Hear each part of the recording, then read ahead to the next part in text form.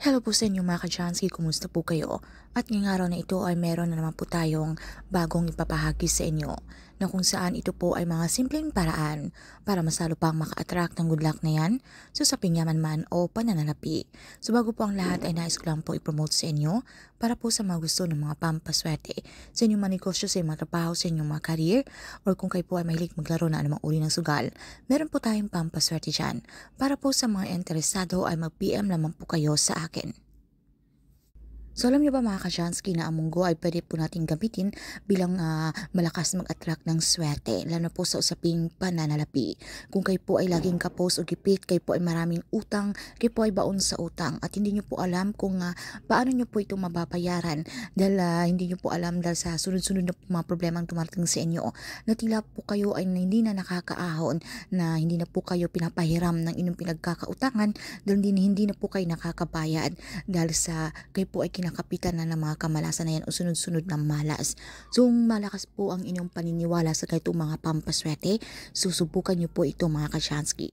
Dahil hindi po natin alam na meron pong mga blockage o mga negatibong enerhiya, or hindi po natin alam, meron pong mga inggit o evil eye na yan sa paligid, na meron pong mga may mga inggit sa inyo na ikaw po ay nakikitaan nila ng potensyal ng pag-angat, na ikaw ay napansin mo na ikaw naman po ay hindi tamad, ikaw naman po ay nagsusumikap sa buhay.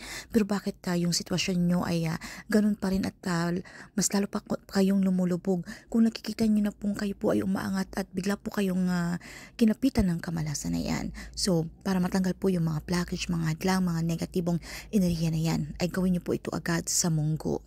So, gawin nyo lamang po ito sa umaga, between 6 to 8 a.m. Ito po yung pinaka-perfect time na pwede po natin gawin ang ritual na ito. Dahil po ang munggo, alam nyo po, dahil sa hugis bilog nito, na ang bilog po, ito po ay sumisimbolo ng eternity, o walang humpay na swerte ang mapapa sa inyo. At sa kulay nito na berde mga ka-Jansky, ito rin po ay nahalin tulad sa pera. So ito po ay malakas po ang inyong paniniwala, kayo po ay positibo, okay? Kung ano po yung gusto nating i-manifest. Ito pong ritual natin ginagawa ay pinaparating po natin kay universe, na sa pamamagitan ng ritual na ito ay tayo po ay ready ng makareceive ng blessings na yan dahil deserve po natin yan. So maglagay lamang po kayo ng katamtamang dami ng munggo sa inyong mga palad mga ka-Jansky. So depende po sa inyo kung gaano po kadami. So ito po ay gawin niyo po sa parte ng inyong pamamahay na kung saan kayo po ay komportable, na wala po mga distraction. Make sure na naka-off po ang inyong mga telebisyon, ng inyong mga radyo. Nakasalin po ang inyong mga phone para po kayo ay makapag-focus. So kapag ready na, ay pwede na pong gawin ang ritual na ito. So ito pong ating munggo mga ka-Jansky. Okay, maglagay lang po kayo sa inyong mga palat. Alright? And then para ma-activate po ang energy nito ay atin po itong dasalan. So isang ama namin at isang sumasampalataya ako. Pero kung hindi naman po kabisado or iba po ang inyong relihiyon, wala pong problema. Pwede po yung mga personal na dasal. Basta ang importante naman dito mga ka-Jansky ay tayo po ay sincere, tayo po ay taos puso kapag tayo po ay nakikipag-communicate kay universe.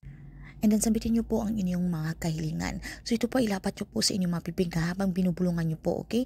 Na binubulungan nyo po yung ating mga munggo. Sambitin nyo po ang inyong mga intensyon, ano po ang inyong mga kahilingan, kung ano po ang inyong mga mangyayari, okay? Na inyong mga wishes. At kung ano po ang inyong mga, halimbawa, mga problema gusto nyo pong wakasan, tuldukan, mabigyan ng solusyon. At kung meron po kayong mga problema sa usaping pananalapi, kung meron pong amount o halaga ng pera na gusto nyo pong i-manifest para ito po ay pagkagamitan nyo sa panimula ng negosyo, ay pwede pong sambitin yan. Depende po sa inyo, alright? So pagkatapos maging positibo, i-claim, i-affirm nyo na po sa inyong mga sarili ang mga swerteng darating na yan. Sambitin nyo lamang po yung ating mantra, thank you universe. Now I'm ready to receive the blessings. Then pagkatapos dito mga ka-Jansky, pumunta po kayo sa inyong mga labas ng inyong pamamahay. So ito pong ating munggo ay isabon nyo lamang po dito sa inyong mga garden. So ito pwede po, kung meron po kayo mga paboritong mga halaman, doon nyo po ito isaboy sa lupa, okay mga ka-Jansky. Dahil ang munggo po, kahit saan nyo po ito isaboy, ito po ay madaling lumago mga ka-Jansky. Ito po ay nabubuhay agad. So kapag ito ay lumago mga ka-Jansky, okay, asahan mo na kung ano man po yung ating hiniling sa susunod na mga araw, kayo po ay magkakaroon ng mga windfall o mga swerte hindi nyo po inaasahan na darating po sa inyong buhay. or mafe-feel niyo po ang kagaalan ng takbo ng inyong pamumuhay, ang daloy ng pananalapi at isa-isa niyo pong mabigyan ng solusyon, okay, ang inyong mga problema. Basta't wag lamang po tayong susuko mga kasyansky, wag po tayong mawala ng pag-asa. Kung meron po tayong mga problema, kausapin po natin si God, okay? Kung nadidelayed man po ay wag po tayong mawala ng pag-asa mga kasyansky. Tayo po ay gumawa ng paraan. Wag po tayong tumigil sa pagsusumikap.